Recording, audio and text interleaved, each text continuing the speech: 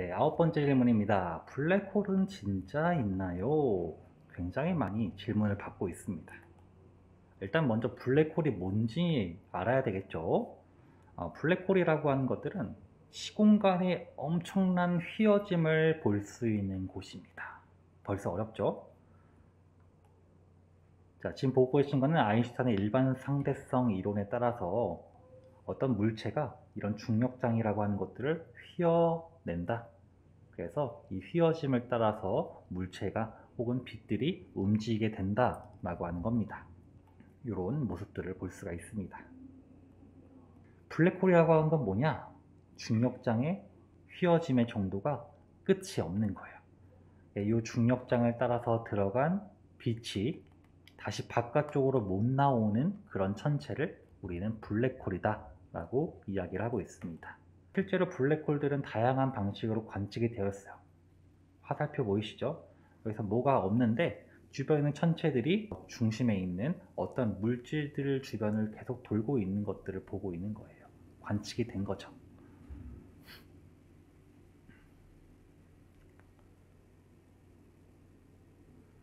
뭔가 보이진 않지만 주변에 있는 물질들이 어떤 천체에 의해서 경로, 궤도가 바뀌어지는 것들을 볼 수 있죠. 이런 방식으로도 지상에서 충분히 블랙홀들을 관측을 해왔었습니다.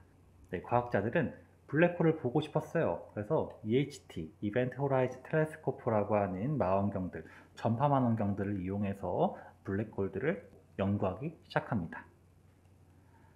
지속적으로 전파 망원경을 통해서 블랙홀들을 관측했어요. 2009년부터 2017년까지 지속적으로 블랙홀에 대한 데이터들을 이렇게 받아들였습니다. 우주에 있는 망원경과 지상에 있는 망원경들을 이용해서 블랙홀의 모습들도 이렇게 지금도 계속 관찰을 하고 있어요. 앞에 보인 천체는 2019년도에 발견된 M87 은하 중심에 있는 초거대 질량 블랙홀들의 모습입니다. 올해죠. 우리 은하의 중심에서도 블랙홀을 발견하고 사진을 촬영하는 데 성공합니다. 이렇게 생겼어요. 자, 10번째 질문입니다. 블랙홀은 어떻게 만들어지나요? 블랙홀을 만들어지는 방식에는 여러 가지가 있는데요. 그 중에 첫 번째는 항성 블랙홀입니다. 항성 뭐죠? 별이죠? 별이 블랙홀이 되는 거예요.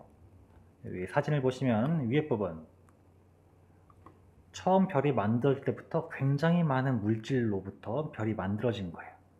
그 별은 큰 질량을 가지고 태어납니다. 그 별이 주계열성을 따라서 쭉 살다가 거성, 초거성이 되고 그 초거성이 나중에 죽게 되면은 슈퍼노바라고 하는 초신성 형태로 폭발하게 되고 폭발하고 남은 중심의 핵이 뭉치고 뭉쳐서 블랙홀이라고 하는 형상으로 이루어지게 되는 거죠.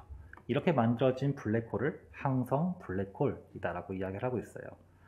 여기서 우리가 알아야 될 거는 슈바르츠실트 반지름이라는 거예요. 아까 전에 우리 블랙홀은 시공간의 극단적인 휘어짐, 빛이 들어가도 빠져나오질 못할 만큼 강한 중력을 가지고 있는 천체를 우리는 블랙홀이라고 했습니다. 슈바르트실트 반지름은 블랙홀이 되기 위한 어떤 물체의 한계점을 의미합니다.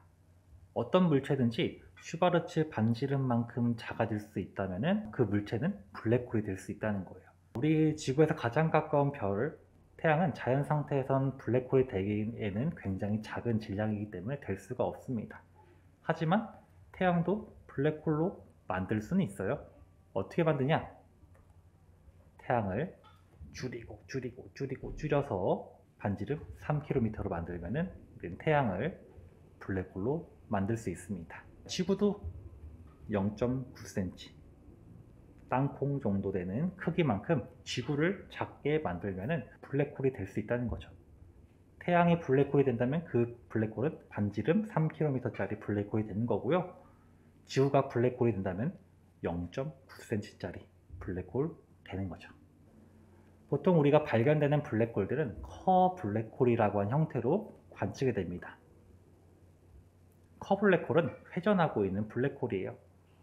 천체 자체가 처음부터 회전을 하면서 만들어지기 때문에 대부분 발견되는 블랙홀들은 이 커 블랙홀 형태로 발견이 됩니다. 인터스텔라에 나오는 장면이죠. 마찬가지로 커블랙홀이에요. 주변에 있는 물질들을 흡수하면서 성장하는 그런 모습들을 발견하기도 합니다. 자, 11번째 질문입니다. 블랙홀에 사람이 들어가면 어떻게 되나요? 자, 블랙홀 아까 시공간에 엄청난 휘어짐이 있는 공간이라고 했어요. 그래서 블랙홀에 들어가게 되면은 일단 내 머리 뒤에 있는 천체를 내 눈앞에 볼 수가 있습니다. 왜냐하면 공간이 찌그러지거든요. 마치 이렇게 우리가 룸미러 보듯이 말이에요. 자, 두 번째로 볼 수 있는 현상은 스파게티화입니다. 우리 머리와 발끝 쪽에 위와 아래에 미치는 중력이 다르기 때문에 중력이 더 강한 곳부터 더 빨리 끌어지게 되는 거예요. 끌어당겨지게 되는 거예요. 그래서 이 사람의 몸은 점점 이렇게 늘어지다가 분해가 돼버리겠죠. 마지막으로 아인슈타인의 특수상대성 이론에 의해서 시간 지연이 일어납니다. 내용이 좀 어렵기 때문에 간단하게 설명을 드리자면은 우리 봤던 인터스텔라라고 하는 영화를 보면은 인류가 살아갈 수 있는 새로운 행성들을 찾아가는 이야기입니다.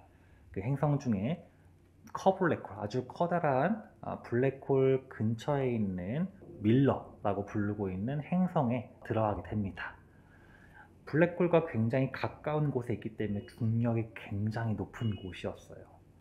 이 공간에서는 어떠한 시간 지연이 일어나면은 밀러 행성의 1시간은 지구 시간으로 7년이라고 하는 시간에 해당되는 만큼 굉장히 많은 시간 지연이 일어납니다.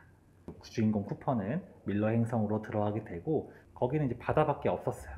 그리고 아주 커다란 해일이 덮쳐와서 위험에 빠지게 되고 3시간이라고 하는 시간을 그 안에서 보내게 됩니다.